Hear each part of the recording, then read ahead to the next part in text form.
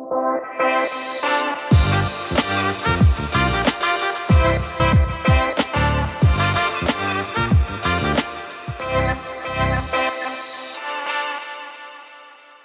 welcome to episode number 7 of For the Record podcast. I'm your host, Rhoni, and I've got Danielle. How's it going, everybody? Well, I mean, it's just us here. Yes. I meant everybody. I guess so. You and me. I mean, we should do a pause. Let's wait for them to respond. Great. You're doing great. Everyone's great. World War III's on its way, but everyone's doing great. We're good. Okay, so we want to start off today. We've got a few things to talk about, but most importantly, I know your burning question is, what are we wearing? That's not where you thought I was going to go with it. No. Okay. Burning question, eh? It's the most burning question. And somehow me and Danielle matched today. Look at that. No, exactly the same color. Like we are exactly the same color. You gotta check out the video. It's like we enlisted in the army, and that's Honestly, exactly how we're both in army green. I'm in army green from head to toe. I'm wearing a jumper, and he's wearing like a full sleeve. Matchy, super matchy. So we didn't talk about it. She said, "This is what I'm wearing." I'm like, okay. No, no. She walked in, and I was wearing this, and she was wearing that. So I was like, great. I know. Sometimes we coordinate our outfits. Sometimes we don't. Sometimes we're completely opposite. I know. But after answering that burning question, what are we talking about? Okay, today we're going to talk a little bit about posing. Not necessarily certain poses you need to have, because every wedding photographer is different. Personalities are different, styles are different, just even the vibe of your wedding day is different. But we will kind of mention things that from a photographer standpoint and from a videographer standpoint, what you can expect. Because sometimes if you haven't been pictured before and you haven't been videoed before, you're like, well, I don't get it and I feel stiff. Maybe we can give you some insight to why we're asking for what we're asking. And how in terms of how it's going to look for photo versus how it's going to look for video. Right? Yeah, absolutely. And why we, do a certain thing or say a certain thing and ask you to do a certain thing because how it's going to look. And here's the thing that I say every time I walk in with like a family or doing an engagement or a wedding. My first thing, and I don't actually I don't even promote if my couples want to do engagement, fine. But I do always say in an email or text, like if you don't, it's not make or break. And some photographers it is, some photographers not. You know what? I have a personality that is gonna make the candidates happen. So it's not, not a must. But if you are nervous and never been pictured, nervous for your partner, nervous for yourself, that's what that engagement session's for. 100%. But I always walk in and I always say, you guys, you need to be close. The farther, sometimes distance in a photo makes sense. Most of the time, it makes it look like you don't like each other. 100%. Right? Want to get as close as possible. And also, again, use those hands. Like, again, just what do I do with my hands? Not Will Ferrell from Talladega Days or Talladega Days. Okay. Sorry, I can't stop. But, if you're touching all the time, it makes it look like you care. Yes. A very, not like a dad holding you over the shoulder kind of touching. It's just, bride and groom. We're talking about bride and groom only here. Okay. So all the times to look with girls, I want to see like both sets of hands. Rule of thumb is you don't want to cut one off too many times in your photos because then it looks like you've been missing appendage. You do want to, throw your hand over the shoulder, show me the curl in the ring, use your hand on the chest. Guys can use the hand on the cheek, right? Hand Not in the all hair. Hands in the pocket all the time, right? Yeah, so absolutely. Try to run your hands just by her hair, by her cheek, and try not to. Hands are storytelling. Yeah. So even if like they're naturally going to be more touchy-feely couples and there's going to be some that just don't do that, right? So if you're a couple that just aren't touchy-feely in public but you are at home, Okay, for your wedding day, I'm going to say try to get out of your comfort zone because it's going to make or break the difference in your photos, right? So if yours are really stiff and highly posed, straight backs and no laughter, no touching, it's just going to be a lot different than say your friends' wedding photos where it's lots of touching, lots of laughing, lots of running, so you just got to let go and trust your photographer, right? So sometimes some of the poses are like, okay, this feels awkward and doesn't feel right. Or if something's like, okay, why do I not feel comfortable? Because one, you've never done that before because you've never held someone a certain way, or and naturally you guys might not be standing on top of a hill in the freezing cold brushing each other's hair. Exactly. That picture was very vivid. Right? Like I could exactly picture what's happening there. No, but you've never done that before, and two, it's gonna look different on a photo when it's captured versus when you're in the moment. It's gonna look different. So the reason sometimes we make you stand a certain way, or sometimes you make you hold a certain way, right? So it's not gonna feel comfortable in that moment, or it's not gonna feel right that moment. But when it's captured, it's different. I totally have to tell you one of my secrets, and this is for any photographer out there and / anyone I've ever shot is going to start laughing because they'll now figure it out. Okay, so I in an engagement session, like when it's not your wedding day, I try to keep things moving all the time. I try not to stand for too long, or if you catch your breath, you get to stand. But sometimes when things are stale, or if you're cold in the middle of the session, I'll be like, okay, and next shot here, it's a really good one, guys. Please, please, please, please pay attention. Okay, I want you to race towards me. 3, 2, 1, and they're running, right? And they think back to themselves like, what kind of picture is that? I don't want pictures of us racing past the photographer. No, I didn't take any pictures. You're just warming up. I didn't. And then you're just having fun. Right. Like sometimes I'll ask you to do the weirdest things, but you guys are giggling. And then 3 steps later, when he's hugging you from behind, you guys are giggling and she's arguing with him how she won or he won. That's the picture. Right. Right. The moments that happen just, again, like Silas says it all the time too. It's when we're posing you, it's the moment just before and the moment just after that makes that whole clip or the whole photo look alive, right? And I hope by the end of your wedding day or your session, get into it. So whatever we've been asking of you, we're gonna keep asking, right? So a lot of times, like his crotch is gonna have to be on her butt, and we're gonna want to smile. She might be nervous, so like I've seen some grooms, start. How do I say this appropriately? Hip thrusting from behind and tickling her and like tickling her ribs, and she starts laughing. Those are those pictures because you think, I love this photographer. They're so candid.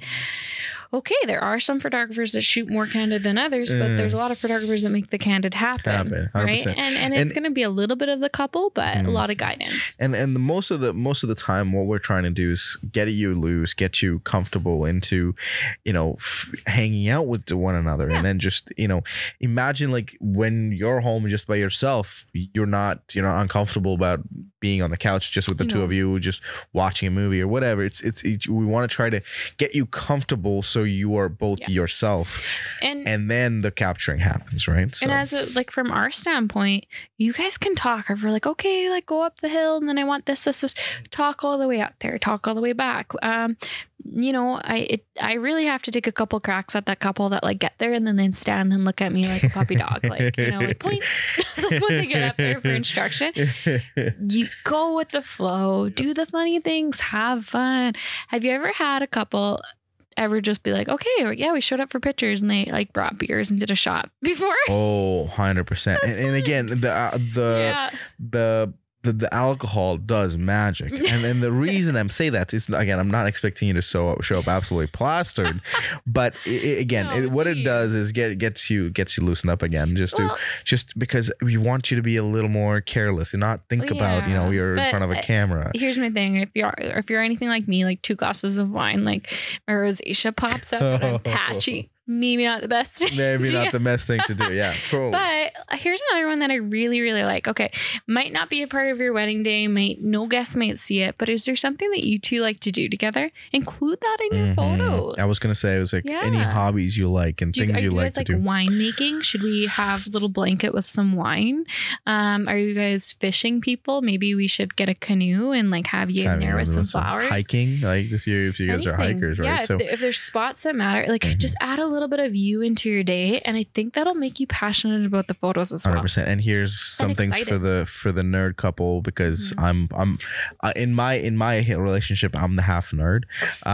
So we had couples who are Harry Potter fans, but you're also in our relationship, you're the nerd. Yes, I am the nerd in either one of them.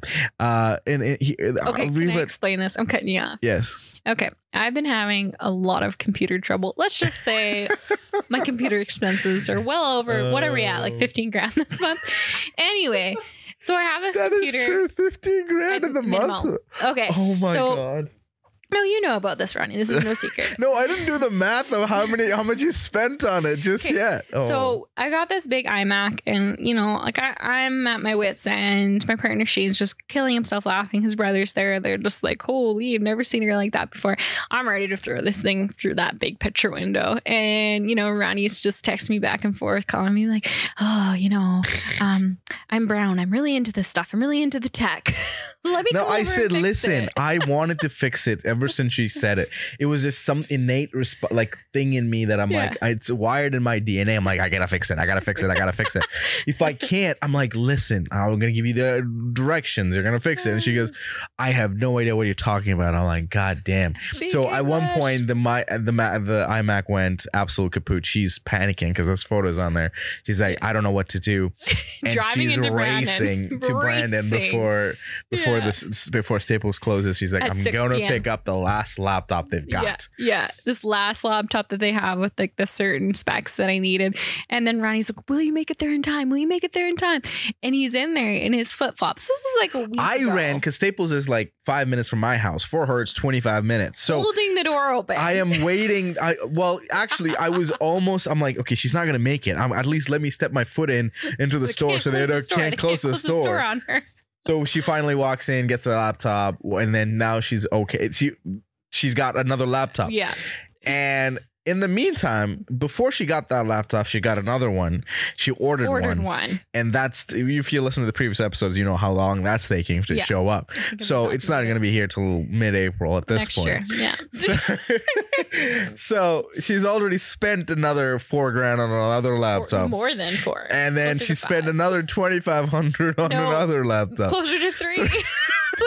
And then there was Matt. Yeah. So Danielle's IT expenses have gone off the roof because she wouldn't let the token brown guy come do the IT. Okay. So she bought the iMac 2 days later and dropped it here and said, fix this. Yeah. It took me 3 hours and it's fully up and running. Yeah. I just laughed because the whole entire time, okay, moral of the story, right? He's like multiple messages, voice messages, just bring it by. I'll fix it. 100%. I was like, it took me 3 hours. You have this little drive when it comes to technology and more patience than I do. This thing, honestly, man. I know I needed a new picture window, so I was just going to be dramatic about it. All for the gram. Listen, we are born IT support. Okay, so if you don't utilize the free support you get from our fellow IT nerd, you're gonna have to be frustrated. So she bought it over, and the computer's not fixed. Okay, but yeah. So what I was gonna say was the nerd part of it. So and a big iMac. Jesus, this went south so fast. Okay, so you were saying yes, the nerd of it. Yes, photo shoot. Photo shoot in terms of that, like when we see couples that have they're into Harry Potter fans, they're Star Wars fans, they're Pokemon fans, they're Lego fans, like there's different things. We try to sort of recreate that from a video standpoint, or from a photo standpoint too. We try to recreate that in different, even the music standpoint. Their entrance, the groom's entrance to the ceremony is the Dark Imperial March, the Imperial March from the Darth Vader, or the lightsaber that we used for Sarah and Sean's wedding this past November. It was they wanted to have sort of a lightsaber battle, so we basically gave them 2 giant branches that we found on the street and said, okay, go start fighting. And then we replaced that with lightsabers on the post at it. And now with the sound effects and everything, she turns on the lightsaber, the whole thing turns on. They love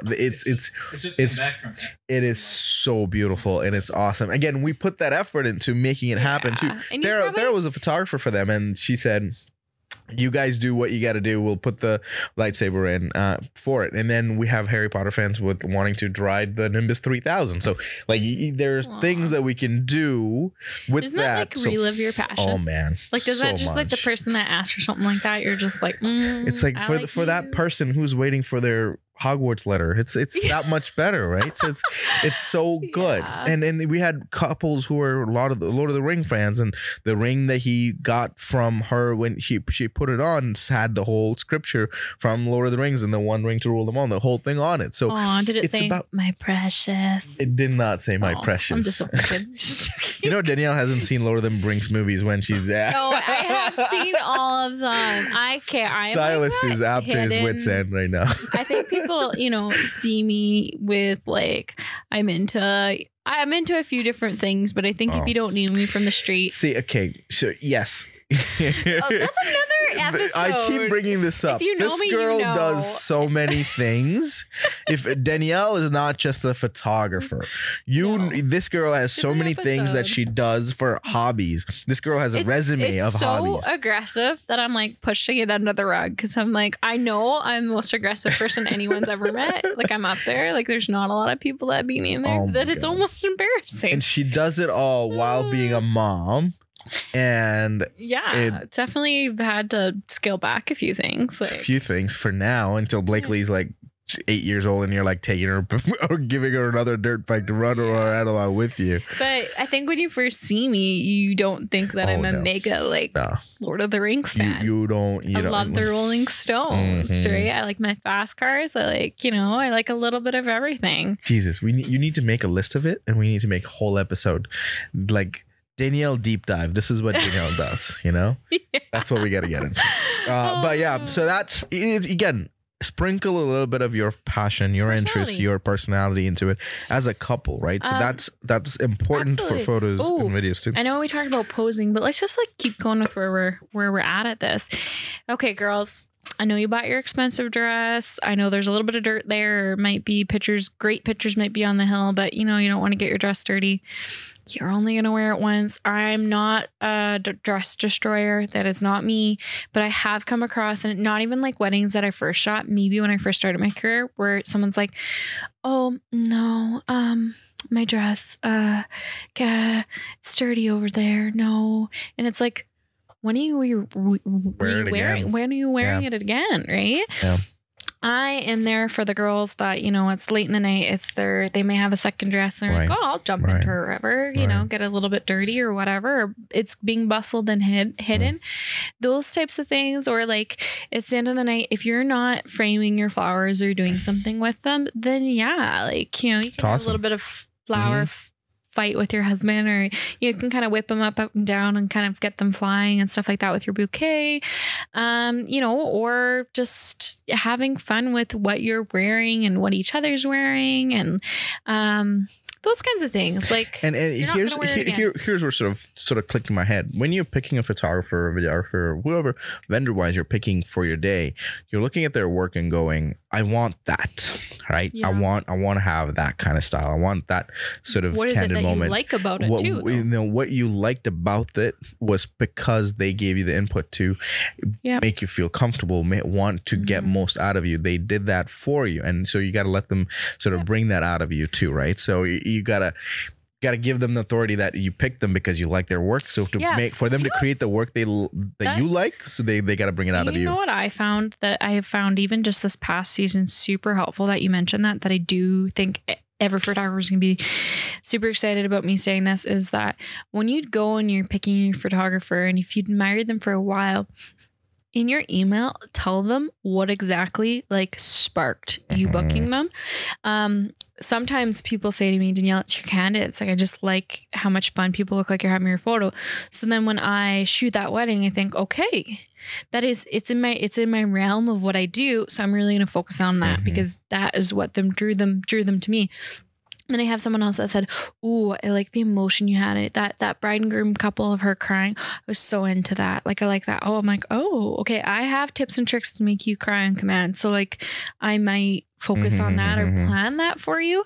But if you're not the couple that's for, then obviously that's not what you're going to mention in your email. 100%. So it's good to and again, giving the photographer as much details as possible. Even the videographer. I like how you story tell. 100%. And like to bring that story, it comes from them, right? So like as much as information as you can get, like we, again, for all our couples from the video side, we send them a questionnaire to fill out just to know a little bit about them, about their story, what's important, what's not. We get to get it all from you, right? So when we're on the day, we start focusing on that. So trying to get understanding of, try to get the story and having an understanding of you is important for us to get the story, and that helps. And I mean, correct me if I'm wrong. Like, I'm not going to speak for everyone here, not even for you and the video guys, but like half of what I do is because I love it and it's art to me. 100%. And it's my creative passion. Then the other half of what I do is what I think you're going to like. So a little bit of input or just a tiny bit of guidance. And if you give me nothing, I'm still going to produce great things that I'm super passionate about. But think about what could be produced when you have both, right? Yeah, so absolutely. 100%. So, and like I said, don't pick a photographer and say, hey, could you shoot like so-and-so, this other person? That's not what we're talking about. That 100%. Yeah. Again, that applies too, right? So because we're talking about still poses and styles and why we do certain things. And that all sort of encompasses that, because we as creatives, when we come and sort of start capturing your wedding day, it's all part of it. So okay, let's start with even poses when we're talking about getting ready photos, things like that. Huge thing I've kind of come across in my career of doing this is I'm a huge I don't even know what to call myself, crazy person when it comes to where you're getting ready. I will come in, say, hi, I'm Danielle, and then start cleaning off bras and start putting away, making beds and start getting rid of the junk in the background. When you're thinking of getting ready photos, you may not realize why you like someone's getting ready photos. It could be location, could be lighting, could be the bright white. Maybe it's the dark and moody. Depending where you're getting ready, maybe you could take a few things off the walls leading up to the wedding, make it look a little bit cleaner, or maybe that's not important to you. But I will say though, as a photographer standpoint, like I totally move beds, I rearrange things, I move furniture. So when you think of that and you think of, okay, what do I need for getting ready photos? Groom or bridesmaid, I think you need a big window with natural lighting and something less cluttered. 100%. What would you say, Rhoni?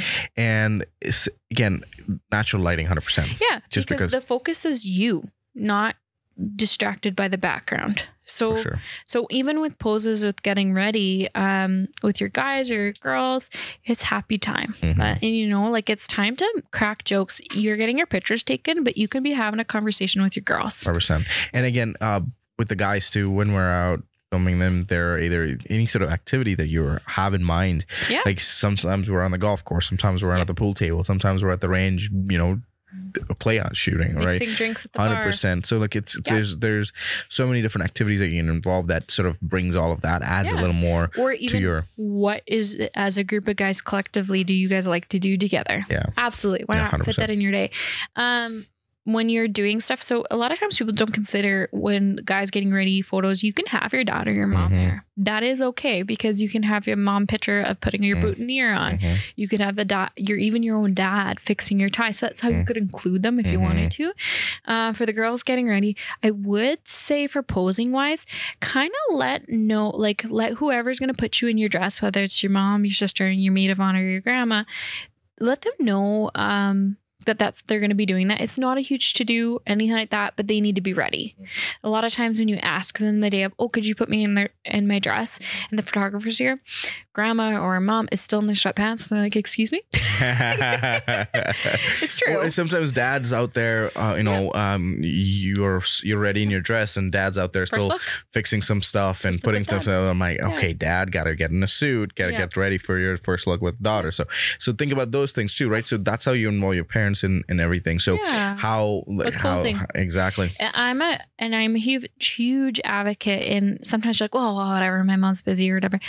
Okay, this is really how would say sensitive me to say, but the people closest to you, your little sister, older sister, your mom, your dad, your grandma, those are the closest people to have an intimate photo with them. And it could be involved with the getting ready.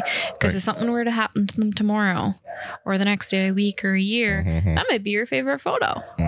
Favorite professional photo. So like it's okay. Take 5 minutes and plan a little bit of that. Quick sidetrack, like take photos outside of the wedding too often. Like don't make the wedding photos be the end all be all. Like take photos outside of it, like schedule a photographer, do a family session, like absolutely, you know, on a fall evening or winter or summer, like whenever you want to feel like, because time is precious and capturing those times, right? The posing piece with your family, like hips together, nice and close, like those kinds of things, you know. And then even going into bridesmaids. So outside, so when you're getting ready part, and then after bridesmaids are done, even the first look with the bridesmaids. So you gotta think about where you want to do it, how you want to do it. So is either you want to walk in and you want the bridesmaids to turn, or you want them to close your eyes. And you don't even have to do that shot. 100%. But group shots, have you ever seen ones that are super cute and off Pinterest, and then there's ones that you get back and you're like, ugh. Okay, real quick tip on that: boobs together, girls. Boobs together, shoulders together, boobs together, everything together. It's all about touching. It's all about touching. Everyone nice and close. Everyone sharing COVID. Just joking. Jesus, we're done. I thought COVID was done, right? COVID's gone now. Right? Yeah, never happened. I don't know. I guess we'll see how that pans out. But rule of thumb on photos: what did we say? Hands out of the pockets. Touching. Yeah, always. Yeah. Always pretty much touching and smiling. Teeth and try to be as casual and normal as possible, and forget there's a camera, right? Candid moments come when you don't think there's a camera and everything just happens. Absolutely. Right? So even a bridesmaids, groomsmen, like I'm always shooting through people or doing different things. Unless I tell you to move, don't move. Right? 100%. So, so that, again, that's some of the posing stuff. Like we went all over the place here, but just giving you different things, like from different times and different parts of the day about posing and why that we put to certain things and why there's certain things that you and 100% your personality, and who all to include from your family and friends to be a part of that too, right? So I feel like the more you get worked up about the whole entire process, it's not a good thing. That's not what we're trying to do here. We're just trying to give you some tips and tricks and things like that. Yes. So think about when you're thinking about, okay, am I gonna pose? Okay, am I gonna the first thing to do is don't think about it, because that's not your. Don't think. Like just again, the simple things as I said, make it handsy, keep it as loose and comfortable as possible, because the capturing we'll take care of the capturing of it. Jesus Christ, I lost my train of thought again. But no, that's the sort of the rule of the thumb and how to run with it. But that's it for episode 7, I think.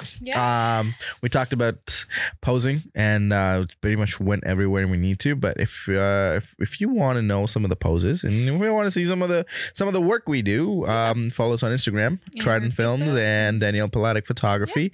And if you want to see our Greek goddess and our other good-looking fellow there, follow them. It's at Mark Finney and at Mark Wills Photography, right? Or it's we call him the King of Atlantis, Mark Finney. What is that guy's name? Aquaman. Aquaman. Jason Momoa. Who does, like, for those of people that don't know Mark Willis, like, who does he look like?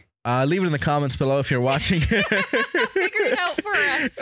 I'm going to put a poll on Spotify. If you're listening on Spotify, there's going to be, if you scroll down on the episode, you'll see who does Mark Willis look like, and you got to write your answer in there, okay? So we're going to make that available in the next episode. When we start talking, we'll know who does Mark Willis look like. But that being said, thank you for us today. So much for listening to episode number 7 of For the Record Podcast. I'm your host, Rhoni and Danielle, saying thank you. We'll see you next week. Have a good one, guys.